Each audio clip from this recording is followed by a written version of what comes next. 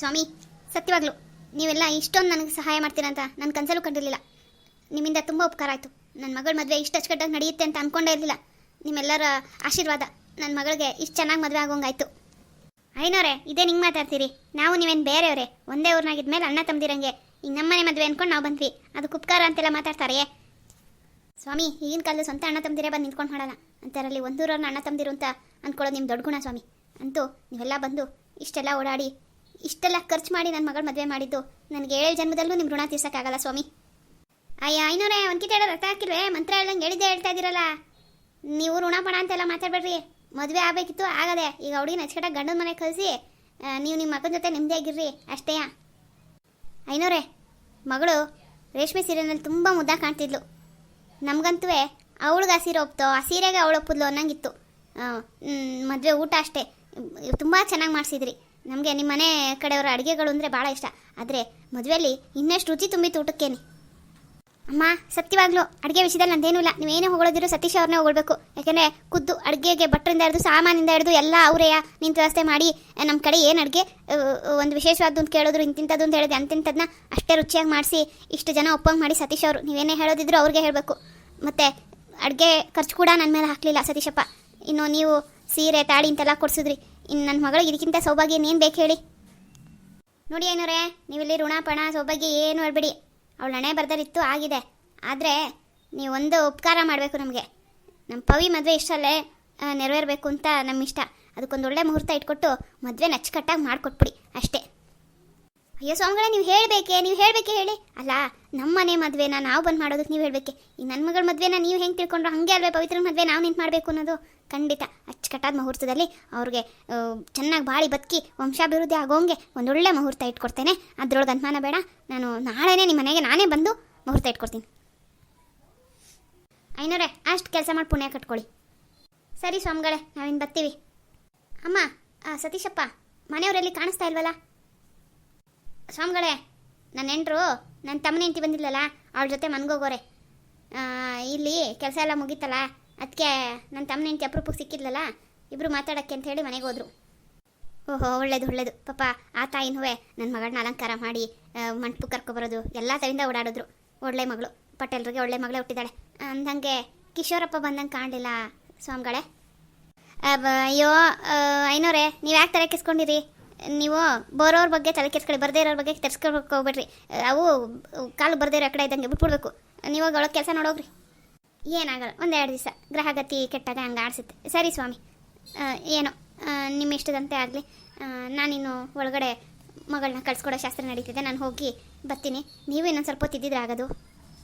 ಇಲ್ಲ ಸ್ವಾಮಿ, ಅದು ಮಗಳಿಗೆ ಜವಳಿ ಎಲ್ಲ ಖರೀದಿ ಮಾಡೋಕ್ಕೆ ಹೋಗ್ಬೇಕಿತ್ತು. ಅದಕ್ಕೆ ಗಂಡಿನ ಮನೆಯವ್ರ ಹತ್ರ ಮಾತಾಡೋಕಿದೆ. ನಾವು ಮನೆಗೆ ಹೋಗ್ಬೇಕು, ಕೆಲಸಗಳವೆ. ನೀವು ಹೋಗ್ರಿ, ಮಗಳನ್ನ ಅಚ್ಚುಕಟ್ಟಾಗಿ ಕಳ್ಸ್ಕೊಡು ಹೋಗ್ರಿ. ಏನಾದ್ರು ಇದ್ದರೆ ಫೋನ್ ಮಾಡಿ. ಹೋಗಿ ಸ್ವಾಮಿ, ಹೋಗಿ. ನೆಂಟ್ರಿಷ್ಟು ಮನ್ ತುಂಬವ್ರೆ, ನೀವೆಲ್ಲಿ ನಿಂತ್ಕೊಂಡ್ರತ್ತದ? ಹೋಗ್ರಿ. ಸರಿ ತಾಯಿ, ಹೋಗಿದ್ದು ಬನ್ನಿ. ನನಗೆ ಐನೋರೇ, ಮಗಂಗೆ ಓದ್ಸೋದಕ್ಕೆ ಏನಾದ್ರು ವ್ಯವಸ್ಥೆ ಬೇಕಿದ್ರೆ ಹೇಳಿ, ನಾಚ್ಕೋಬೇಡಿ. ಮತ್ತೆ ಮಗಳ ಮದುವೆನೂ ಹಾಗೆ ನಾಚ್ಕೊಂಡೇ ಇದ್ರಿ. ನಾವಾಗ ನಾವು ಬರೋದಕ್ಕೆ ಸರಿ ಹೊತ್ತು. ಮಗನ ವಿಷಯದಲ್ಲಿ ಹೆಂಗೆ ಮಾಡೋಕೋಬೇಡಿ. ಏನಾದ್ರು ಇತ್ತಾ ಮುಂಚೆನೇ ಹೇಳಿ, ಅದಕ್ಕೇನು ವ್ಯವಸ್ಥೆ ಬೇಕೋ ನಾನು ಮಾಡ್ಕೊಡ್ತೀನಿ. ಒಟ್ನಲ್ಲಿ ಅವನು ಅವ್ನ ಕಾಲ ಮೇಲೆ ನಿಲ್ಲೋವರೆಗೂ ನಾನು ನಿಮ್ಗೆ ಸಹಾಯ ಮಾಡ್ತೀನಿ, ಆಯ್ತೇನು? ಸ್ವಾಮಿ, ನಿಮ್ಮ ಉಪಕಾರ ನಾನು ಈ ಜನ್ಮದಲ್ಲಿ ಮರೆಯಲ್ಲ. ಖಂಡಿತ ಹಾಗೇನಾದ್ರು ಇದ್ರೆ ಹೇಳ್ತೀನಪ್ಪ. ಏನ್ರೇ ಅಯ್ಯೋ ಬಂದೆ. ಅದು ಯಾಕೆ ಹಂಗೆ ಬಡ್ಕೊಂತ ಇದ್ದೀರಾ? ಕೆಳಗಡೆ ಅನಿತನ ಹತ್ರ ಮಾತಾಡ್ತೀರಾ, ಒಳ್ಳೆ ಚಿಕ್ಕ ಮಕ್ಳು ಥರ ಇಲ್ಲಿ ಕುತ್ಕೊಂಡು ಬಡ್ಕೊಂತ ಇದ್ದೀರಲ್ಲ, ಏನು ವಿಷಯ ಹೇಳಿ? ಏನ್ರೇ, ಒಂದು ತಮಾಷೆ ಅದೇ, ಬಾ. ತಮಾಷೆನ? ಏನದು? ನೀವು ತಮಾಷೆ ಹೇಳೋಕ್ಕಿದೆ ಅತ್ತೆ ಏನಂತಾರೆ? ಬಾ ಸುಮ್ಕೆ ಅಂದರೆ ಒಂದು ತಮಾಷೆ ಅದೇ. ಯಾರನ್ನೋ ಇವಾಗ ಫೋನ್ ಮಾಡಿ ಏಪ್ರಿಲ್ ಫುಲ್ ಮಾಡ್ತೀನಿ, ಬಾ. ನೀವು ಒಳ್ಳೆ ನಿಮ್ಮ ಫ್ರೆಂಡ್ಗಳ ಜೊತೆ ಆಡೋಕ್ಕೆ ನಾನು ಕರಿತೀರಿ, ನಾನು ಬರೋಕ್ಕಿಲ್ಲ. ನನ್ನ ಫ್ರೆಂಡ್ ಅಲ್ಲ, ಬಾ. ಮುಡ್ಲಿಗೆ ಕಣ, ಬಾ. ನೋಡಿ ಮತ್ತೆ ನಾನು ಬರೋಲ್ಲ, ಏನಾರು ಮಾಡ್ಕೊಳ್ಳಿ. ಸುಮ್ಮನೆ ನಿಂತ್ಕೋಬೇಕಪ್ಪ. ಸುಮ್ಮನಿರ್ರಿ, ಈ ತಮಾಷೆ ಎಲ್ಲ ಬೇಕೇನ್ರಿ ಮದುವೆ ಗಂಡಿನ ಜೊತೆಗೆ? ಏನ್ರೇ ಸುಮ್ಕಿರು, ನೀವಾಗ ಅಲ್ಲದೆ ಮದುವೆ ಆದ್ಮೇಲೆ ಆಡ್ಸೋಕ್ಕಾಯ್ತದೆ. ಯಾರಪ್ಪ ಇದು? ಹಲೋ, ಯಾರು? ಹಲೋ, ನಾನು. ಮರ್ತ್ಬಿಟ್ರ ನನ್ನನ್ನು? ಯಾರು ಗೊತ್ತಾಯ್ತಾ ಇಲ್ವಲ್ಲ? ಯಾರು ಹೇಳಿ? ನಾನು ಪವಿತ್ರ. ಏನಪ್ಪ ನೀವು ಮದುವೆ ಆಗೋ ಹುಡುಗಿನ ಇಷ್ಟು ಬೇಗ ಮರ್ತ್ಬಿಟ್ರಲ್ಲ? ರೀ ಸುಮ್ಕಿರ್ರಿ. ಪವಿತ್ರನಾ? ಪವಿ, ದಿಟ್ಟವಾಗ್ಲೂ ನೀವು ನನಗೆ ಫೋನ್ ಮಾಡಿದ್ದೀರಿ. ನಂಗೆ ನಂಬಿಕೆ ಆಯ್ತಾ ಇಲ್ಲ. ಅದು ಫೋನ್ನಾಗೆ ನಿಮ್ಮ ವಾಯ್ಸ್ ಯಾವತ್ತೂ ಕೇಳಿರಲ್ವಲ್ಲ, ಅದಕ್ಕೆ ಗೊತ್ತಾಗ್ಲಿಲ್ಲ. ಇದು ನಿಮ್ಮ ನಂಬರೇ? ಹೂ ಕಣ್ ಹೇಳಿ, ನನ್ನ ನಂಬರೇನೆ. ಅವತ್ತು ನಂಬರ್ ಕೇಳಕ್ಕೆ ಬಂದಿದ್ರಲ್ಲ, ಅವತ್ತು ಕೊಡಲಿಲ್ಲ, ಅದಕ್ಕೆ ನಾನೇ ನಿಮ್ಮ ನಂಬರ್ ತೊಗೊಂಡು ಫೋನ್ ಮಾಡಿದ್ದೀನಿ. ಏನು ಮಾಡ್ತಾ ಇದ್ದೀರಾ? ಅದು ನಾನು ಸುಮ್ಕೆ ಲೆಕ್ಕ ಮಾಡ್ಕೊಂಡು ಕೂತಿದ್ದೆ. ಅದು ಕೆಲಸದವ್ರಿಗೆ ಸಂಬಳ ಕೊಡಬೇಕಿತ್ತು, ಅದು ಲೆಕ್ಕ ಬರೀತದೆ. ನೀವೇನು ಮಾಡ್ತಾ ಇದ್ದೀರಾ? ಎಲ್ಲಿದ್ದೀರಿ? ಮನೆಯಾಗಿದ್ದೀರೋ ಕಾಲೇಜ್ಗೆ ಹೋಗಿದ್ದೀರೋ? ಮನೇಲಿದ್ದೀರಿ, ಫೋನ್ ಮಾಡೋಕ್ಕಾಯ್ತದಾ? ಅವ್ವ ಅಪ್ಪ ಅಕ್ಕ ಅಣ್ಣ ಎಲ್ಲ ಇರ್ತಾರೆ. ಕಾಲೇಜಿಗೆ ಬಂದೀವ್ನಿ. ಏನು ನನ್ನ ನೆನ್ಸ್ಕೊಂಡು ಫೋನ್ ಮಾಡಿಬಿಟ್ಟಿದ್ದೀರಿ? ಯಾಕೆ ಮಾಡಬಾರ್ದಿತ್ತೆ? ನಾನೇನು ಬಾವಿ ಗಂಡ ಆಗೋರ ಹತ್ರ ಮಾತಾಡೋಣ ಅಂತ ಫೋನ್ ಮಾಡಿದೆ. ಯಾಕೆ ಮಾಡ್ತಿದ್ದೀನಿ ಅಂತಿದ್ರಿ? ಹಂಗಾರೆ ಕಟ್ ಮಾಡಲೇ? ಅಯ್ಯೋ ಇಲ್ಲ ಇಲ್ಲ, ನಾನೇ ನಿಮ್ಮ ಕುಟೆ ಫೋನಲ್ಲಿ ಮಾತಾಡಬೇಕು ಅಂತ ಅಷ್ಟು ಆಸೆ ಪಟ್ಟು ಅವತ್ತು ನಿಮ್ಮ ಮನೆಗೆ ಬಂದು ನಂಬರ್ ಕೇಳಿದ್ರೆ ಕೊಡೋಕ್ಕಿಲ್ಲ ಅಂದ್ಬಿಟ್ರಿ. ಅದಕ್ಕೆ ನಾನು ನೀವಾಗ ಹೆಂಗೆ ಮಾಡಿದ್ದೀರಾ ಅಂತ ಅಂದೆ.